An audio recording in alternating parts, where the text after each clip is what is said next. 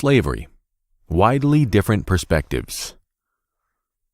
When a Western person asks whether Islam approves of slavery, my answer is a definite no. What Islam has is a system that is akin to slavery, as the American sport, which involves players hold an oval ball tight to their chests and fight against their opponents wearing metal helmets, is akin to football. They call it American football when it is everything but football. It should have a different name. The same is the case with Islam. It has a system which is everything but slavery, even though it involves that some people are called slaves. Anybody who knows something about slavery realizes that a slave loses his humanity and becomes an object whose owner can do whatever takes his fancy. A master could kill his slave to relieve his own boredom, or he may torture him to death or work him day and night. Such is the underlying rule of slavery. These are not isolated cases, but basics of slavery, as anyone who saw the film 12 Years a Slave or Django Unchained clearly knows. Do you remember the scene in which dogs are eating slaves alive? Do you remember that? Now, do you realize that this actually happened? I bet you didn't think of it, but this is normal. Because again, a slave loses his humanity and becomes an object owned by his master. Under Islam, the whole thing is different. A slave retains his humanity. No measure of ill treatment of slaves, however small, is permissible. Even assigning a task that is too hard for the slave to do is not permissible. If such a task must be completed, then Islam requires the master to help the slave and work with him. Such was the commandment of Prophet Muhammad. Do not charge them with tasks they cannot fulfill. If you do, then help them. These are better work conditions than those endured by countless employees of some multinational companies.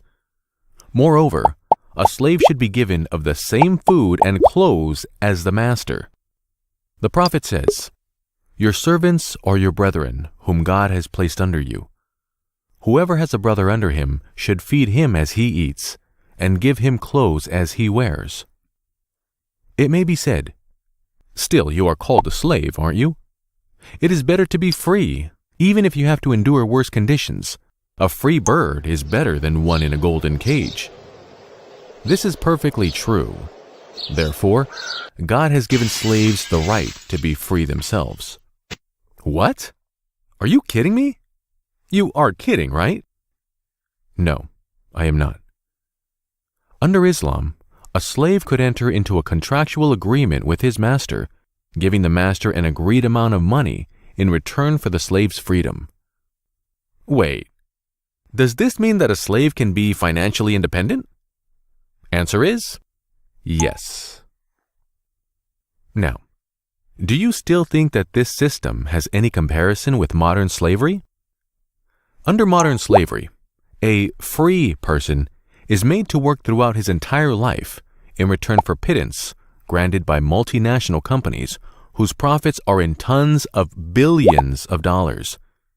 They are practically slaves. Our world has promoted sexual slavery under which thousands of women are employed in the pornographic industry. These women are given long-term contracts that pay 90% of them hardly enough to live on and educate their children.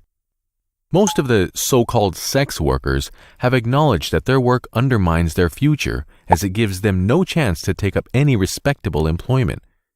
They are practically slaves. Do you know that the United States enslaved 4 million innocent Africans and placed them under the conditions I have described? In terms of today's money, a slave was sold for $12,000. By 1850, American slaves then represented what was equal to 1/5 of the national wealth of the United States. Yet this is not worse than present-day conditions, as an unprecedented number of people are today enslaved, doing hard jobs and in forced prostitution in various parts of the world, at the bargain price of $90 per head. This is cheaper than the price of a pair of trainers from Nike. Now, it may be said, but Islam imposes slavery on captives of war, does it not? The answer is yes, undoubtedly. If you were taken captive in war, would you prefer to be a slave under Islamic conditions as I have described? Or would you try your luck under the Geneva Conventions as they are applied in Abu Ghraib prison, for example? Or Guantanamo? Or the German concentration camps? Or in Syria? Or Israel? Answer me. Point to me on a time and place map which conditions do you prefer as a war captive? Right. I would choose Islam too.